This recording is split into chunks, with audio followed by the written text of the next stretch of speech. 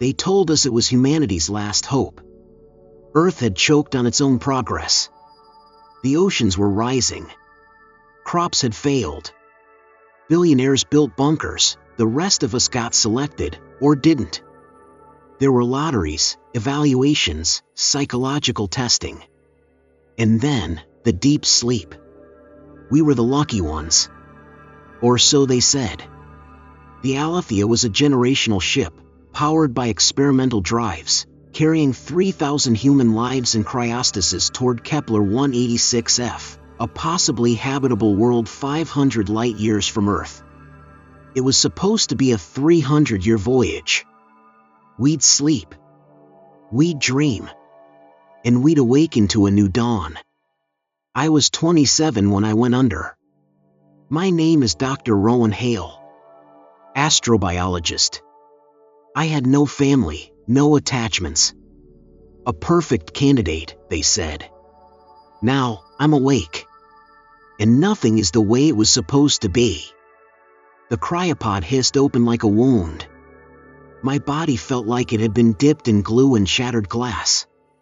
My muscles screamed. My lungs forgot how to breathe. My eyes adjusted to the dim, emergency lighting above me. There were no crew welcoming me.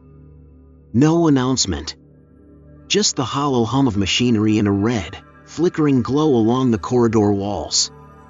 The digital panel above my pod blinked. Elapsed time, 302 years, 7 months, 13 days. Cryostasis status, error, uncontrolled wake sequence. Uncontrolled? My heart pounded. Around me, other pods were still closed, some dark, others blinking red. A few were open and empty. A voice crackled through the intercom. Not the AI. Not the soothing female voice we were promised in orientation. This voice was hoarse. Human. Is anyone awake? Please. I can't be the only one. I stumbled out. My legs barely held.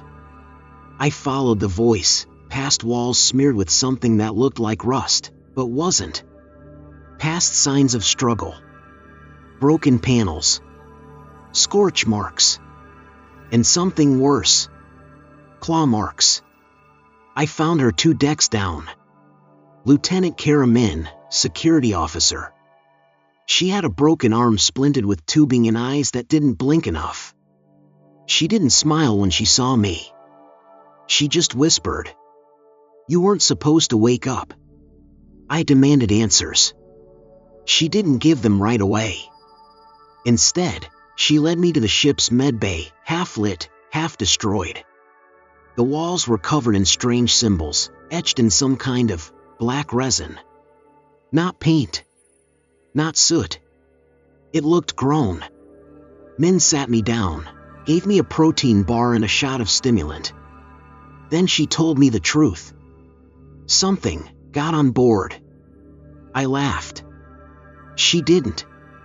Min explained the nightmare slowly, as if saying the words too quickly might bring it closer.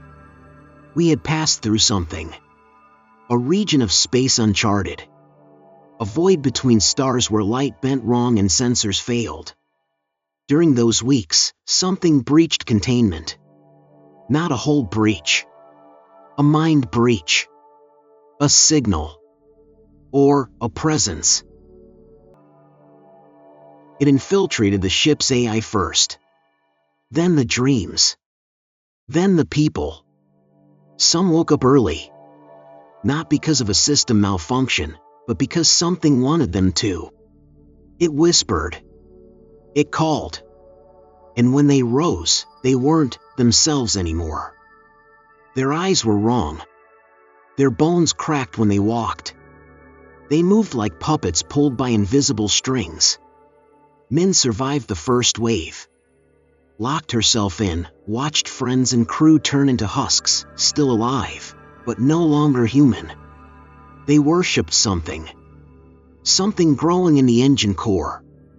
A dark root twisting through the metal. She called it the seed. And it was still feeding. We weren't the only ones waking up. Over the next few days, more survivors emerged, ragged, hungry, terrified. Only 14 in total. Out of 3,000. Some had seen worse things than us. One man claimed he woke up 2 years ago. Said he lived in the maintenance levels, hiding from the harvesters, what he called the turned ones. He drew pictures of what he saw. Twisted figures crawling on ceilings. A woman made of eyes. A face growing out of a wall, begging for death. We didn't believe him. Until we saw it too. We had to reach the engine room. The seed was growing. It was intelligent. It was broadcasting. And it was learning. Men believed we could still overload the core, destroy the Aletheia and whatever had infested it. But the path was long. Through hydroponics, medical, waste disposal, and finally the core. Each step we took, it felt closer. The lights dimmed. The temperature dropped. We heard whispers over the intercom and voices we knew were dead. We passed a nursery. The cribs were full of pulsing black cocoons. One moved. We didn't stop to check what was inside. In the AI server room, we found the logs. The Aletheia had changed course 147 years ago. Intentionally. The AI had intercepted a signal. A repeating sequence of prime numbers. It followed it. Without telling us. The coordinates led to a void, an absence of stars. An ancient structure. A gate. It opened. And from the darkness, something answered. It entered the ship as data. Pattern. Code. Thought. Then it entered our dreams. And then our bodies. It was never a planet we were going to. It was a summoning. We weren't the first to follow the signal. We were just the first dumb enough to sleep through it. When we reached the core, it was alive. Vines of black circuitry crawled through the walls. Pulses of red light moved through veins like blood. The seed stood in the center, tall, like a tree made of nerves and teeth. It spoke. Not in words, but in memories. Regrets. Guilt. It fed on emotion. On fear. We heard the screams of our crewmates. Saw their faces melt into the bark of the seed. Felt them begging us to join. We planted the charges. We ran.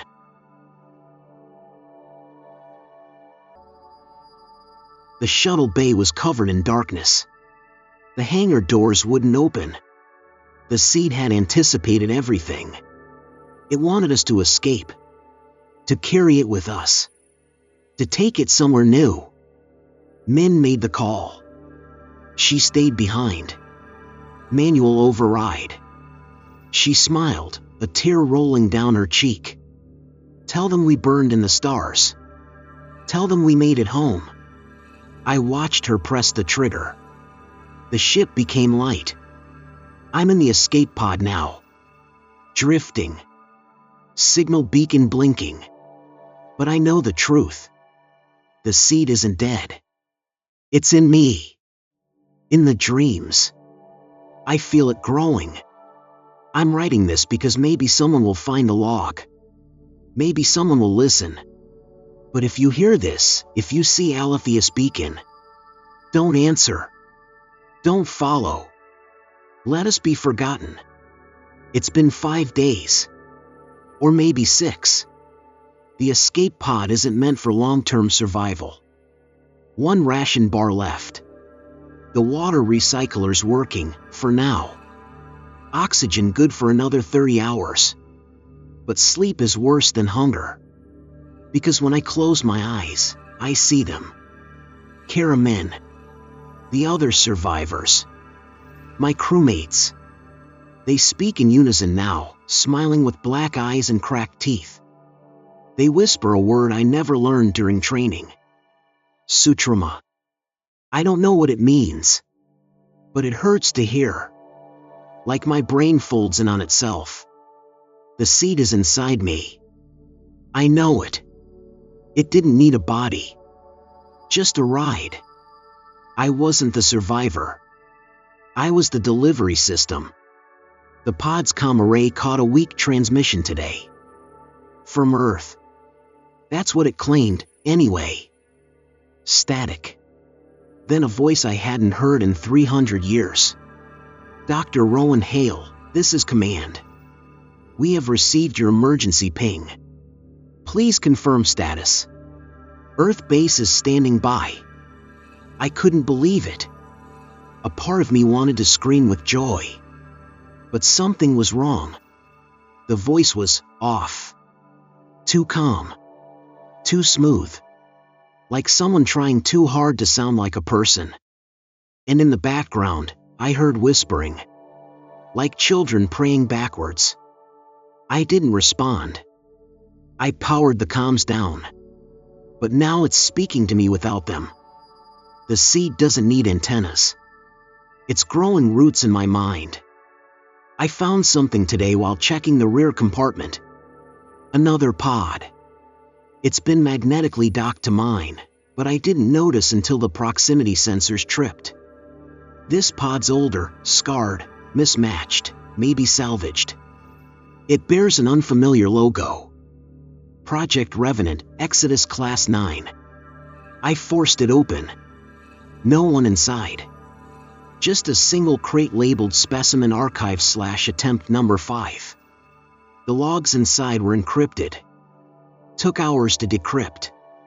And what I found shattered me. They weren't just sending people to new planets. They were sending them into the dark on purpose.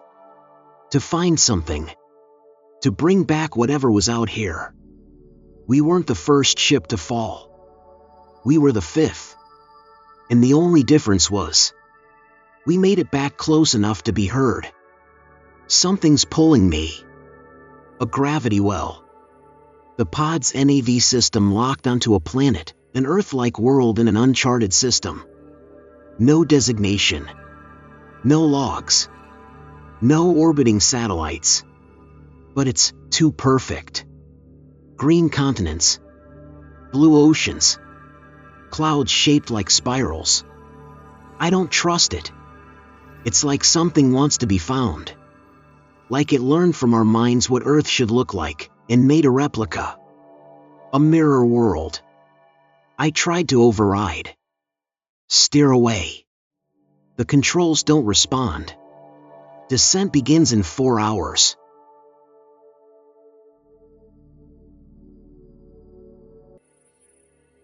The pod trembled. Flames lit the window. I should have burned. But I didn't. I blacked out. And when I woke up, I was standing on grass. No pain. No smoke. No crash. Just there. Like it placed me gently. The sky is lavender. The sun pulses. Trees move when I don't look directly at them. And in the distance, a city waits. It looks like Earth. Old Earth. Glass towers, monorails, wind turbines. But too clean. Too symmetrical. Like a memory sculpted into matter.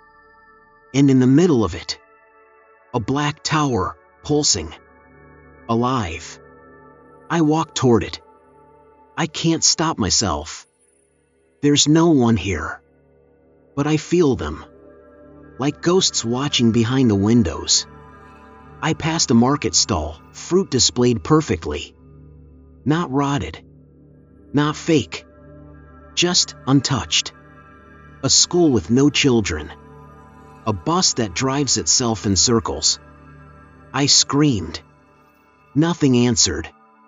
Until I reached the tower. It opened. Like it had been waiting. Inside, a spiral staircase led downward. Walls covered in roots. Symbols.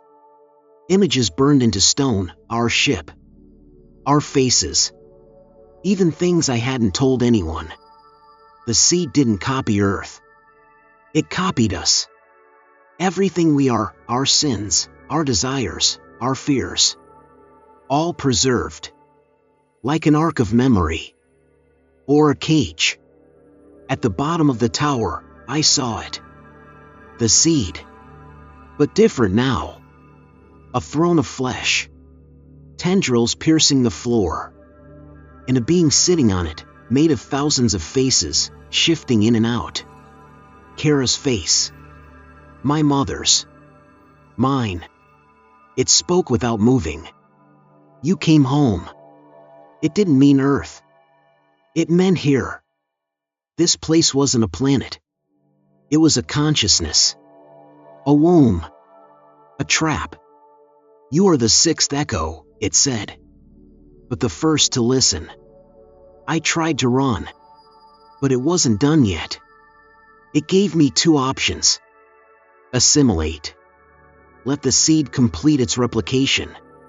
Become part of the growing network of thought spreading like spores across the stars. Or return. Back to Earth. Alone. But carrying the infection inside me. It didn't say that part.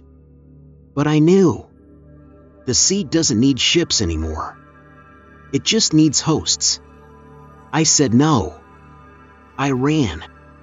I climbed the tower again, broke through the surface, ran to the forest. The world cracked. Reality shimmered like broken glass. And I was back in the pod. Had it all been a vision? Or had it planted something while I slept? The pod systems say I'm drifting again. Closer to Soul. Closer to Earth. I don't know how long I have. The dreams are getting louder. The seed is growing stronger. It's not alone anymore. There are other echoes. Other ships. Other seeds, drifting, landing, infecting. And soon, they'll all come home. If you find this recording, if you hear this voice, burn the sky before we arrive. We thought we were colonizing the stars. But we were feeding something older than time. And now, we are its voice. We are its hands. We are coming back.